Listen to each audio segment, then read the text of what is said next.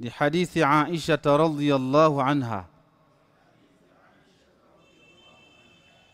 وكان لا يدخل البيت إلا لحاجة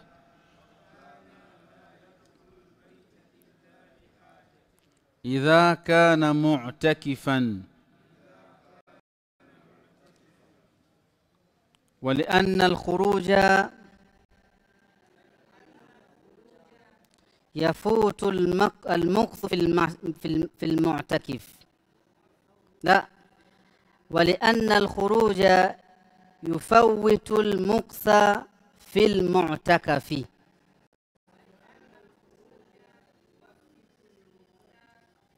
يفوت المكث في المعتكف.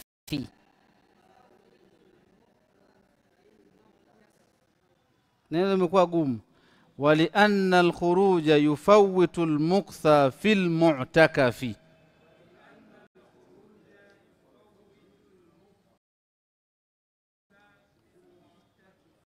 في المعتكف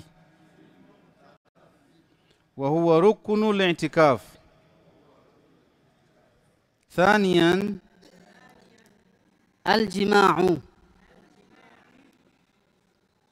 ولو كان ذلك ليلا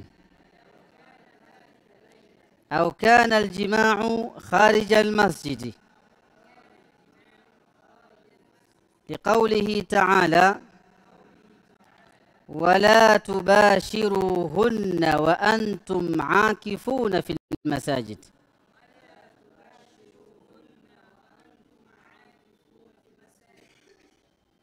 وفي حكمه الإنزال بشهوة بدون جماع كالاستمناء.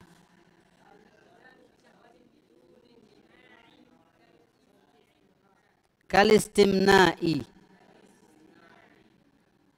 ومباشرة الزوجة في غير الفرج.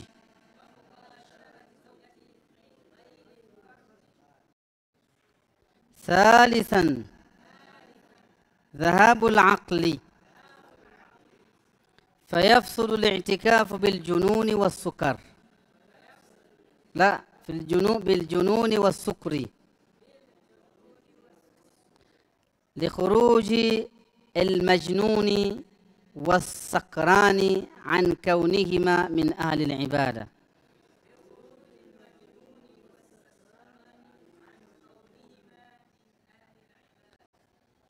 لخروج المجنون والسكران عن كونهما من أهل العبادة.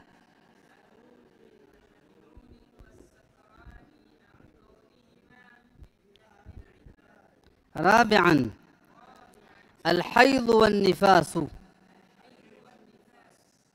لعدم جواز مكث الحائض والنفساء في المسجد.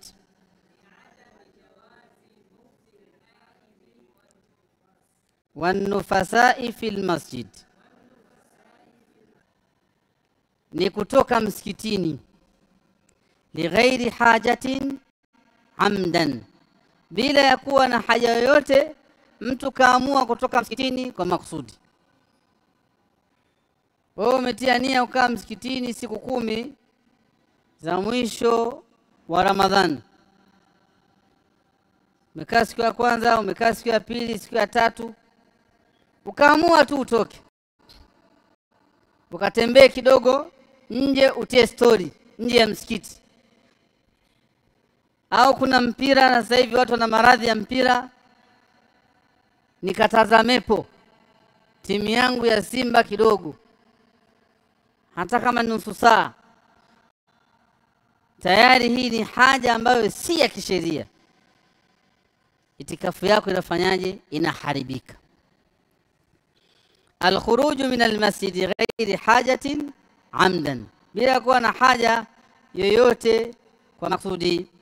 Wa in qalla waqtu al-khuruji, hata kama ule muda wa kutoka kwenda nje ya msikiti utakuwa ni muda kidogo.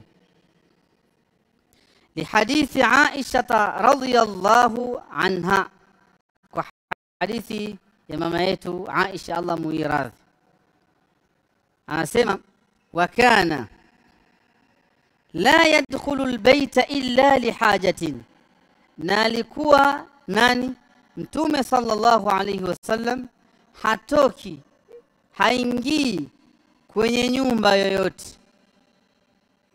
sawa, illa lihajatin, ila kwa haja maalum.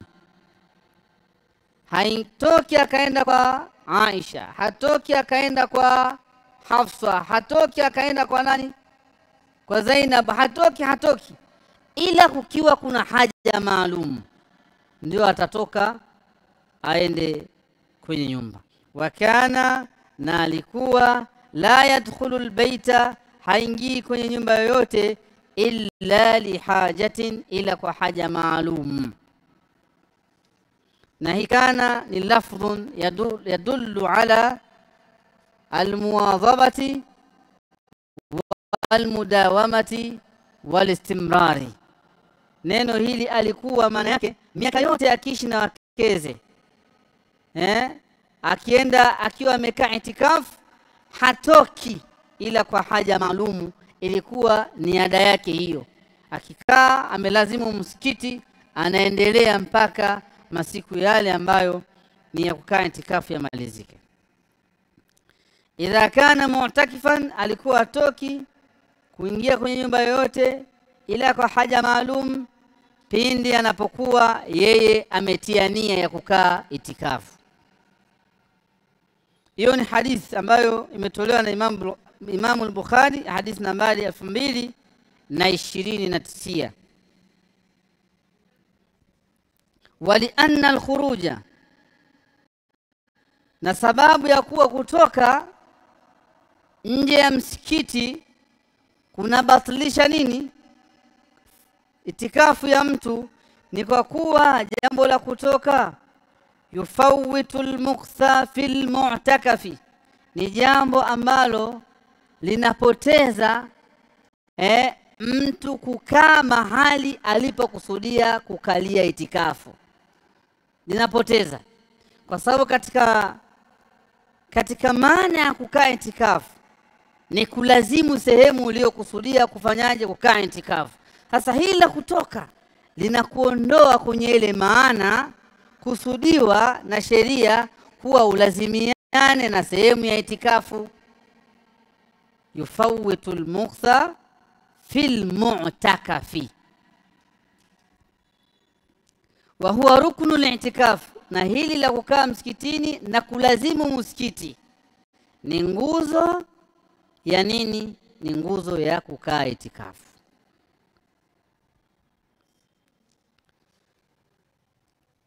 Qala baadhi ahli al-ilm, baadhi ya wanazuoni waliongeza maneno yao wakasema hivi kwenye jambo la kutoka msikitini. Wakasema kuna kutoka msikitini kiwiliwili kizima, alafu kuna kutoka msikitini nusu ya kiwiliwili. Mnaelewa hapo jamani? Kuna kutoka msikitini kiwiliwili kizima na kuna kutoka msikitini baadhi ya kiwiliwili cha mwanadamu. Naeleweka? Naelewa hapa. Al-khuruju bi jami'il badan bighairi udhrin, kutoka msikitini kwa kiwiliwili chako kizima bila udhuru yoyote, bila udhuru wowote, jambo hilo linabatilisha nini? Kwa maana man kharaja min mu'takafihi fil masjidi lighairi hajatin, kwa maana yoyote atakayetoka msikitini mahali alipokuwa amekaa itikafu bila ya kuwa na haja maalum wala dharurati, wala hana dharura ya kutoka, wala birri, wala hakutoka sababu ya jema anataka kutekeleza, umira bihi, jema ambalo kaamrishwa alitekeleze, au nudiba ilayhi, au jambo ambalo ni jema ni sunna kwa kulitekeleza, akiwa atatoka bila ya kuwa ana mambo haya, batala itikafuhu, itikafu yake itafanyaje? Itabatilika.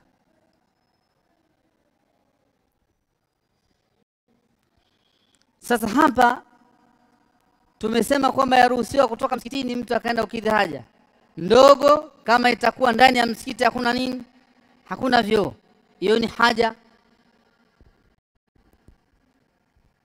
Naeleweka vizuri? Lakini inajuzu mtu kutoka msikitini libirrin, kwa wema.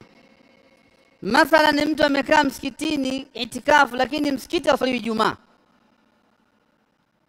Tulisoma kule kwamba ni lazima kukaa itikafu kwenye msikiti ambao unaswaliwa jamaa, ili kuzuia kila wakati wa jamaa mtu aende wapi kuswali jamaa kwenye msikiti wenye kuswaliwa nini, jamaa. Naeleka? Kwa hiyo kama mtu itakuwa amekaa itikafu kwenye msikiti ambao unaswaliwa jamaa lakini hauna Ijumaa, iruhusa kwake siku ya Ijumaa atoke aende kwenye nini, aende kwenye msikiti ambao una Ijumaa. Hii itakuwa ametoka libirrin, ametoka kwa ajili ya nini, ya wema, ametoka litaatin, ametoka kwa ajili ya taa. Umira bihi, ili ameamrishwa na sheria. Kwa sisi wanaume kuswali Ijumaa nini, lazima, itakuwa kwake yaruhusiwa kufanya hivyo. Lakini kama atatoka hakuna haja yoyote, ni kwamba nani yake, itikafu yake itabatulika. Sasa hapa bado mnasubiri.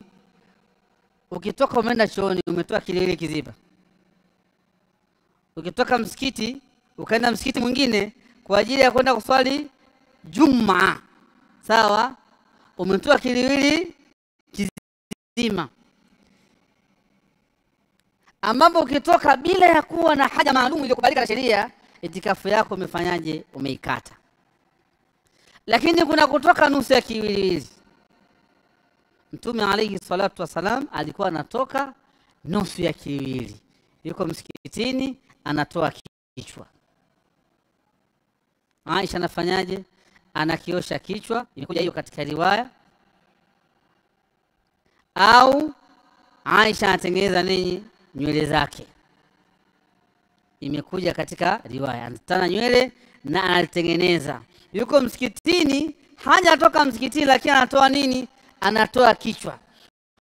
Ukibeba maana hiyo, maana yake unaweza kuwa msikitini lakini ukapokea kitu kutoka nje, kwa mkono wako umetoka baadhi ya kiungo, umetoka baadhi ya kiwiliwili.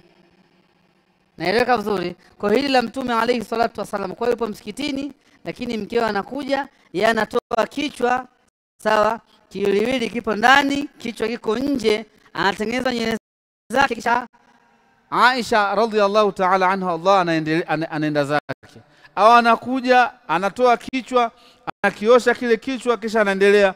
Hii imekuwa ni jawaz, kwamba mtu akiwa msikitini anaweza akatoka baadhi ya kiwiliwili na ikawa itikafu yake haina madhara yoyote. Naeleweka vizuri? Mmeelewa samana ya kutoka mzima mzima na kutoka sehemu katika wewe.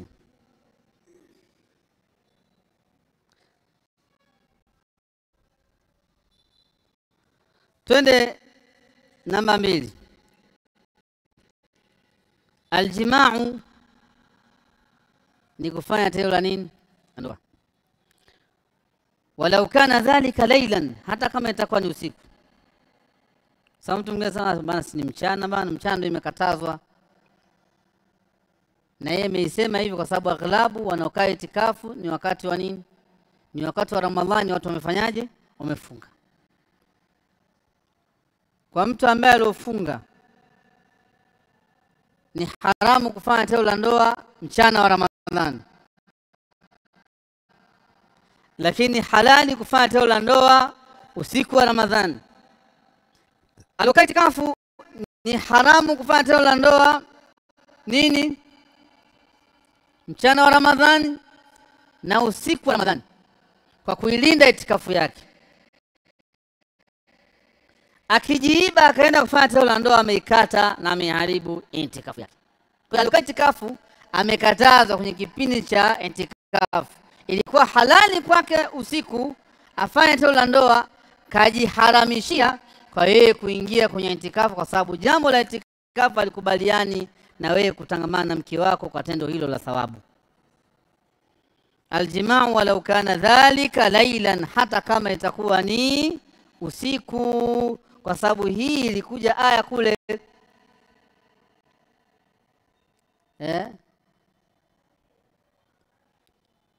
wal'ana bashiruhunna, na sasa ni ruhusa kwenu kufanya tendo la ndoa na wake zenu au kuwaendea wake zenu, ni ruhusa kwenu.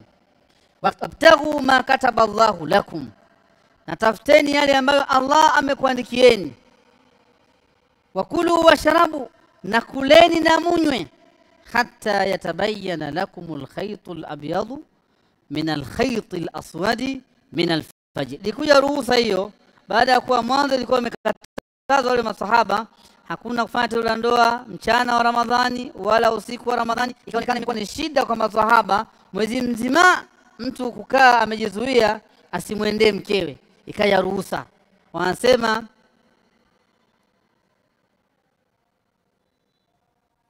Wanasema al-amru ba'da al-hadari yufidu al-ibaha. Ikija amri baada ya katazo huwa yaonesha uhalali. Mlikuwa mmekataza mwanzo, sasa ni ruhusa. Aliyokaa itikafu ruhusa hii afanyaje? Haitumii. Kwa sababu gani? Itikafu haikubaliani na tendo la ndoa.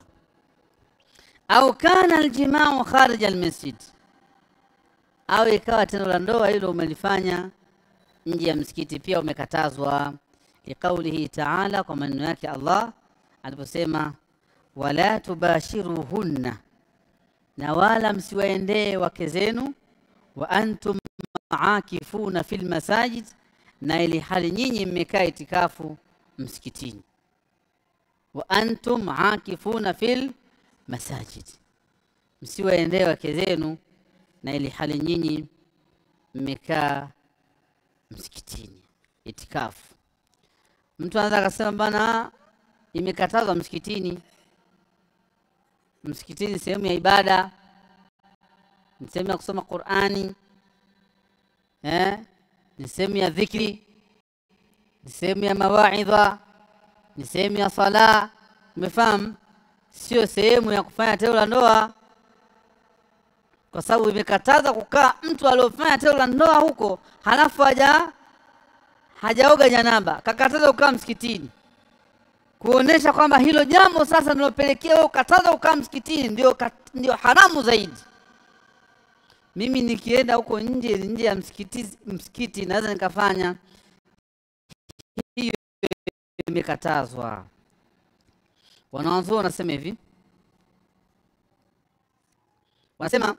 amesema al-Imam an-Nawawi rahimahullahu ta'ala, sawa'un kana jima'uhu fil masjidi au 'inda khurujihi liqada'i al-haja, ni haramu kufanya tendo la ndoa kwa yule aliyokaa itikafu, sawa sawa itakuwa ni ndani ya msikiti au ni nje ya msikiti.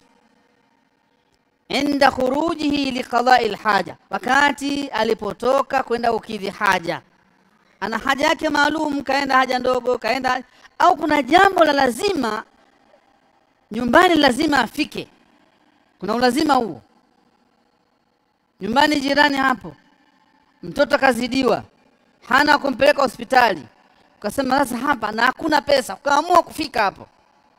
Kisha ulipofika likaja na wazo lingine, ni usiku huo, unaambiwa hiyo imekatazwa.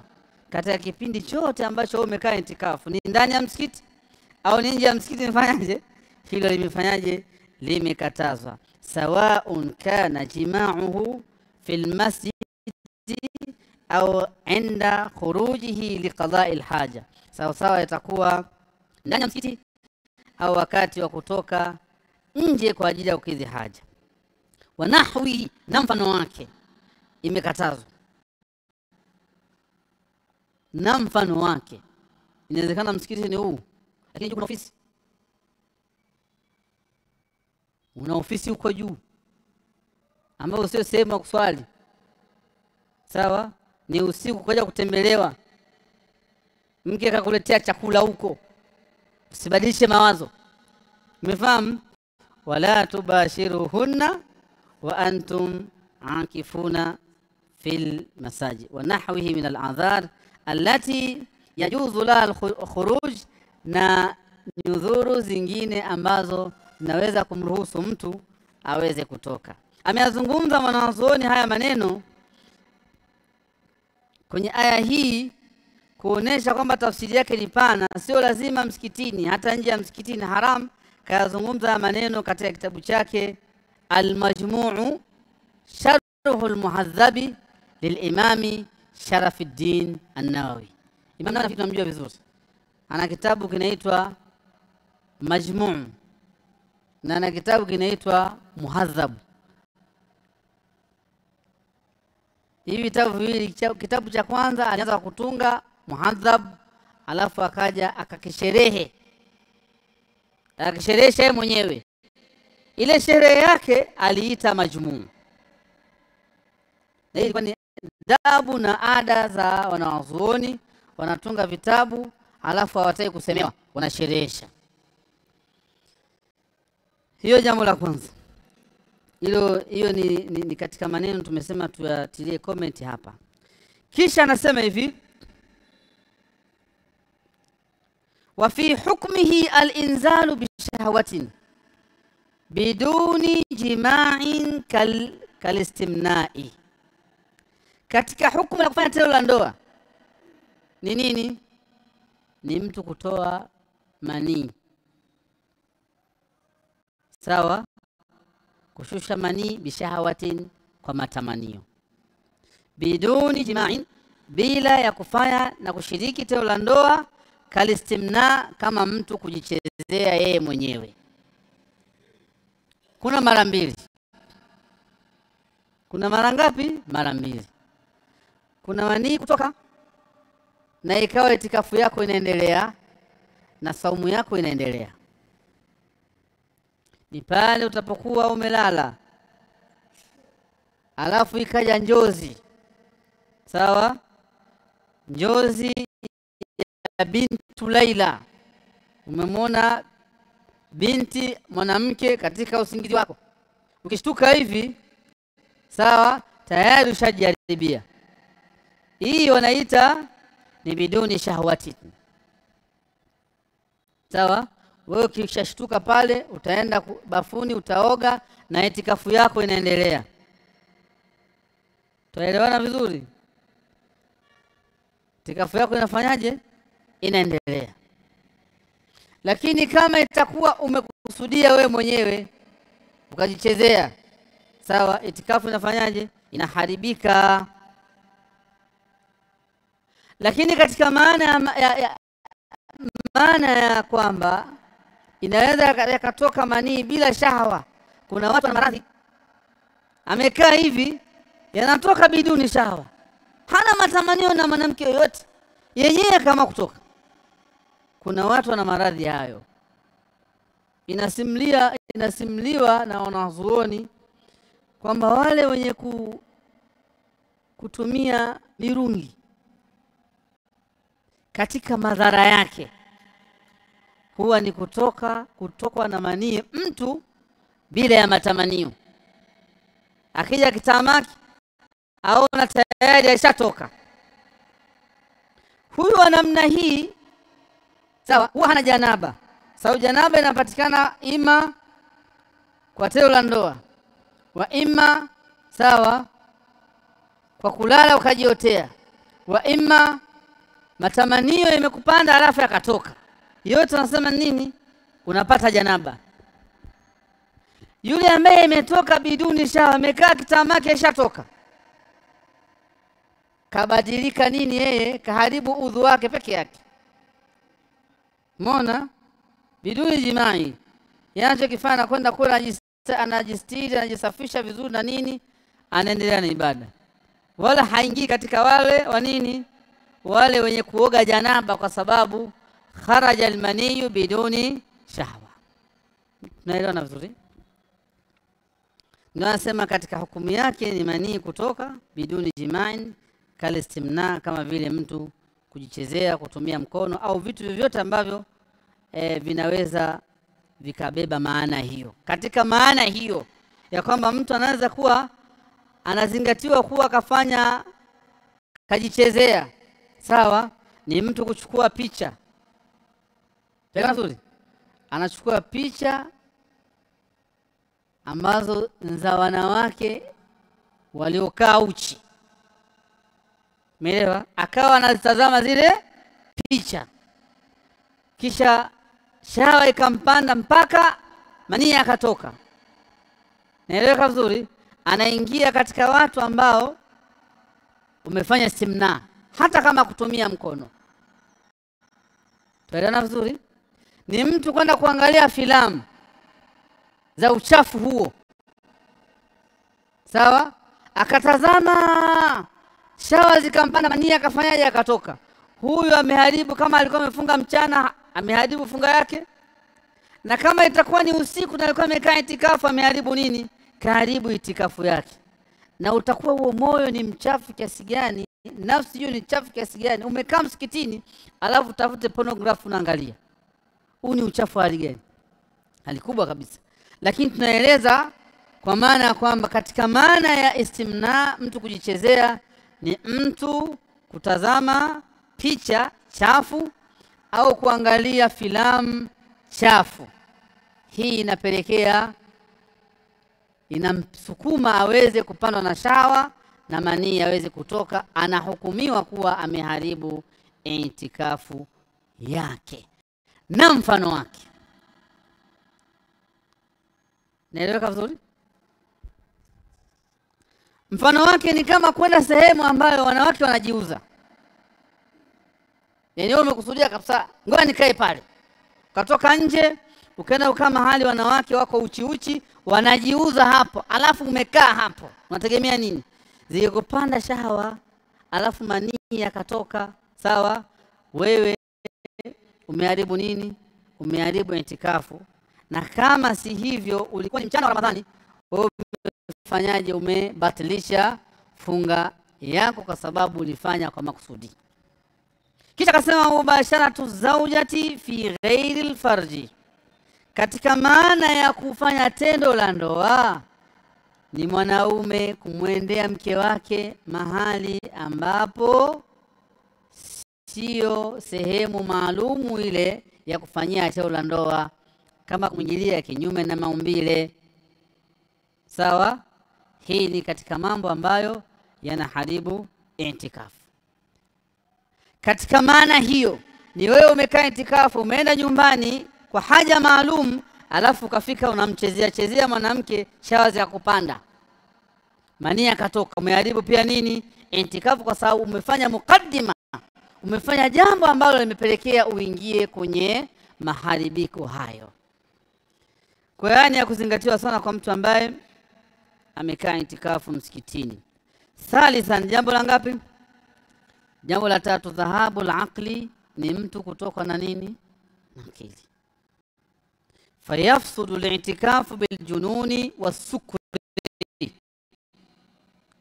itikafu inaharibika na inabatilika ya mtu kwa kwenda wazimu na kulewa. Likhuruji al-majnuni, kwa kuwa yule mwenda wazimu ametoka, wasakrani, na yule ambaye ni aliolewa pia ametoka, an kaunikima min ahli al-ibada, hawa watu wawili wametolewa, hawamo katika watu wenye ibada. Katika watu wa ibada huwa hawamo. Mwenda wazimu hayumo katika watu wa ibada, na yule aliolewa pia hayumo katika watu wa ibada. Kuna aya moja katika suratu Yusuf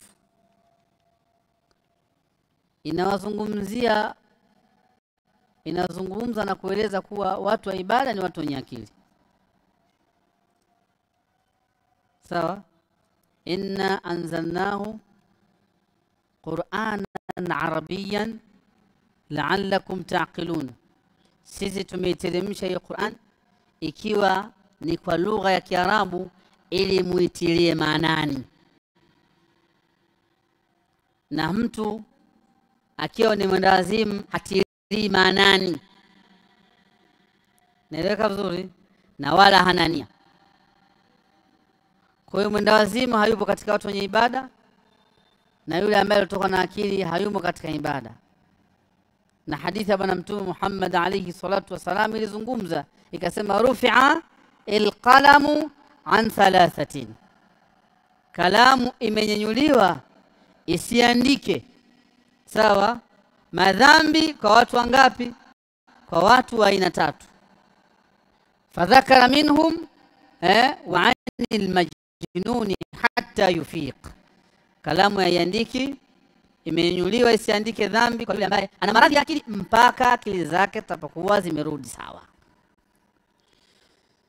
Kwa hiyo likhuruji almajnuni wasakran an kaunihima min ahli alibada, kwa sababu mwendawazimu na yule ambaye alolewa hayumo katika watu wa ibada. Kwa hiyo mtu usiku akiwa amekaa itikafu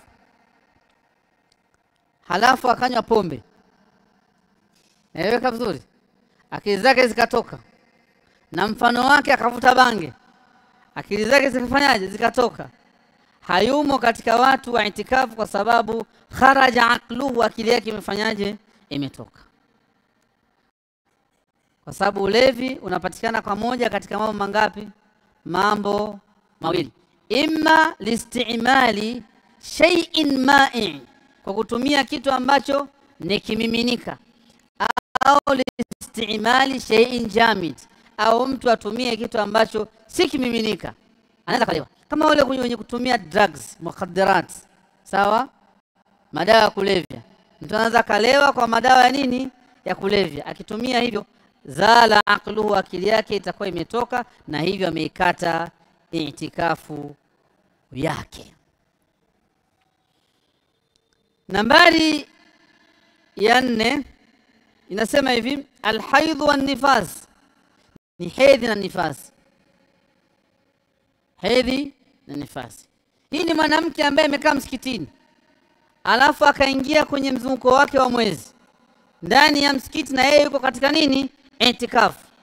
Zilipotoka tu akaziona, basi itikafu yake imeishia hapo. Atalipwa kwa nia, kwa kuwa alikuwa amekuja kukaa msikitini akaitikafu, atekeleza ibada kubwa, atalipwa kwa nia, lakini sio kwa uhalisia, na wakati huo itakuwa haifai tena kukaa hapo msikitini. Naeleweka vizuri? Lakini itakatika itikafu ya mtu kwa nini? Kwa nifasi. Mwanamke ameamua kukaa itikafu msikitini, ghafla alikuwa ni mjamzito, ameenda kujifungua, ameikata nini hapo? Ameikata itikafu yake, imebatilika. Anasema li'adami jawazi mukthil haidhi wan nufasa fi almasjid, kwa sababu si jambo la ruhusa mwanamke ambaye ameingia hedhi na mwanamke ambaye amejifungua kukaa msikitini. Hawa watu wawili si ruhusa kukaa wapi? Msikitini. Na itikafu ipo wapi? Msikitini. Kwa hiyo ikiwa ni lazima atoke nje ya msikiti, bila shaka tayari tunaelewa kuwa itikafu si ya kwake tena. Hilo linahitaji sherehe nyingi. Na mwisho kabisa, arridda, itikafu inabatilika kwa nini? Kwa mtu kuritadi, limunafatiha liibadati, kwa sababu kuritadi kuna katana na ibada. Waliqaulihi ta'ala, na kwa maneno yake Allah mtukufu amesema katika sura Zumar, la in ashrakta la yahbatanna amaluka, ukimshirikisha Allah matendo yako yote yafanyaje? Batilika. Na kuna aya nyingine ambayo inazungumzia mlengo huu, nani kumbuka? Kuna aya nyingine ina maana hii,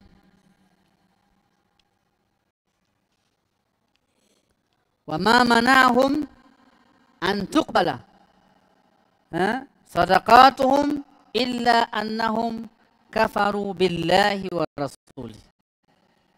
Hakuna kilichowazuia wao hao makafiri zisikubalike sadaka zao wanazifanya, sawa, ila ni kwa sababu wamemkufuru Allah na wamemkufuru mtume wake.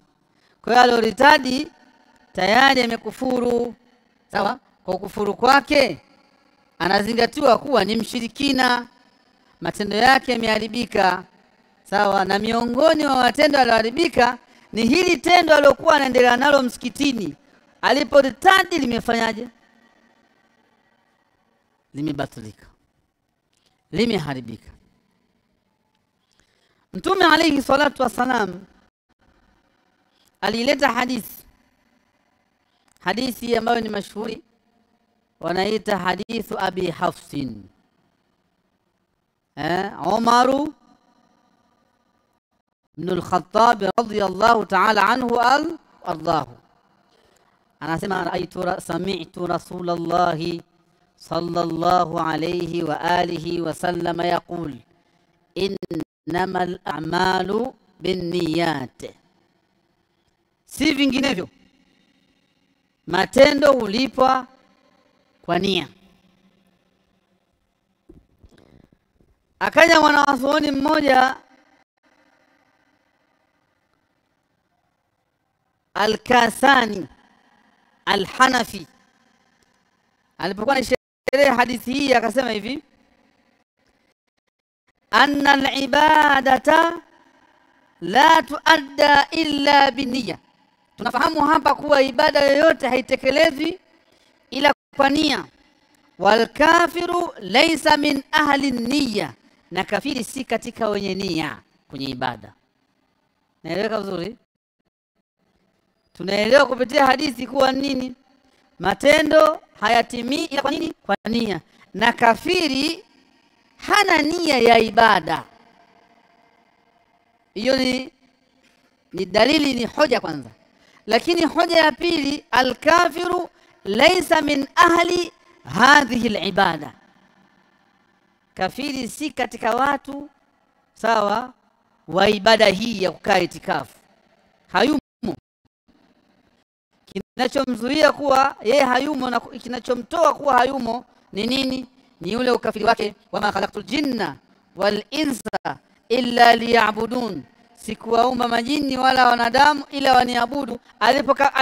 Alipokufuru ametoka si katika watu wa kuabudu. Kwa hiyo murtadi ameharibu nini? Itikafu yake. Na hii inaweza tokezea hivi, mtu yupo msikitini amekaa itikafu, ukaja ushetani katika akili yake akaritadi. Aliporitadi watu wakagundua kuwa ameritadi, wakamlingania. Baada ya masaa mawili akatamka tena shahada, anaambiwa wewe hauendelei na itikafu. Kwa sababu gani? Ulishaibatilisha nini? Itikafu yako. Uislamu wako unakubalika kwa kurudi kwenye Uislamu, lakini itikafu yako imefanyaje? Imebatilika. Adhana? Haya, kama ni adhana ya adhiniwe. Na mimi nimemaliza kwa.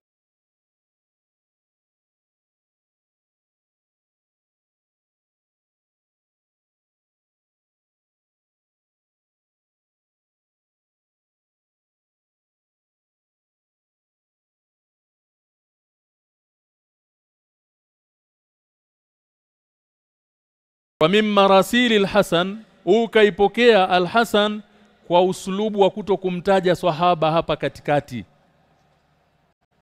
Tuko pamoja? Wa dhakara ibn Waddah, ametaja huyu ibn Waddah an